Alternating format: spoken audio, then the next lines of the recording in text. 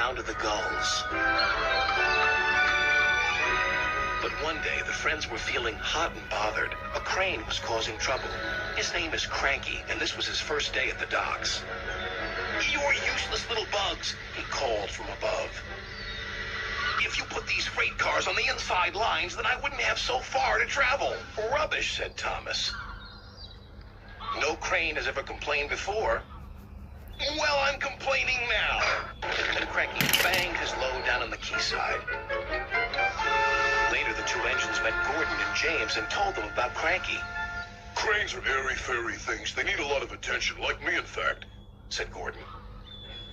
"You should see the situation from Cranky's point of view," said James.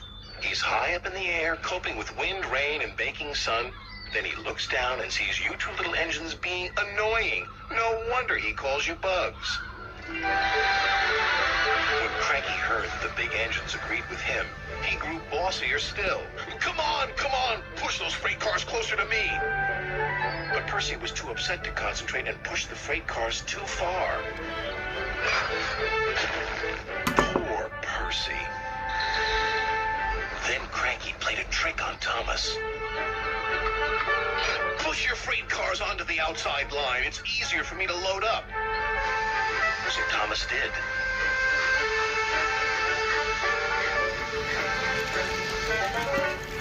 But Cranky left the loads beside the freight cars, not in them. "You must have known my arm can't reach you there," complained Cranky. This mix-up caused confusion and delay. Sir Topham Hatt was most upset. "Thomas and Percy, this new crane has an important job to do. I have heard that you have not been helping him today. You will go to your sheds and consider how you will improve yourselves tomorrow." Now Thomas and Percy were upset too.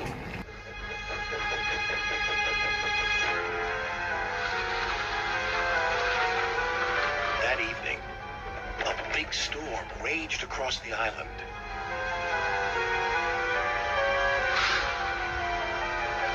Cranky and the engines were trapped at the docks. "We're sure to be safe in this shed," said Duck. But he was wrong. The engines had no idea they were about to be put in great danger by an old tramp steamer. It was out of control and running aground, straight into the sheds.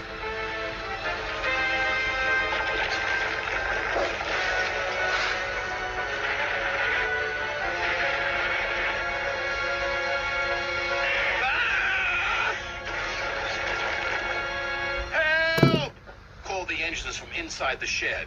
"I can't!" called Cranky. When the storm was over, Sir Topham Hatt rushed to the scene of destruction.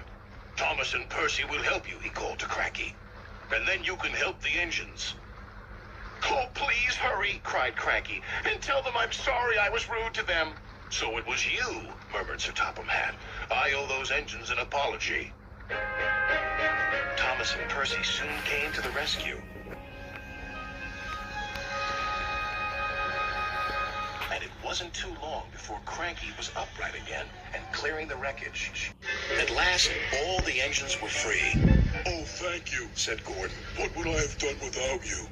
"Well, I had to be rescued before I could help you. But I never thought it would be by a couple of Cranky was about to say bugs, but he quickly corrected himself. Small engines, thank you. I'll never be rude again. However, you two mites are in my way, so move over." "Ha!" said Percy. "He's back to bugging us." "Don't move! You're still attached to Cranky." It was too late. Cranky still looks down on the two little engines,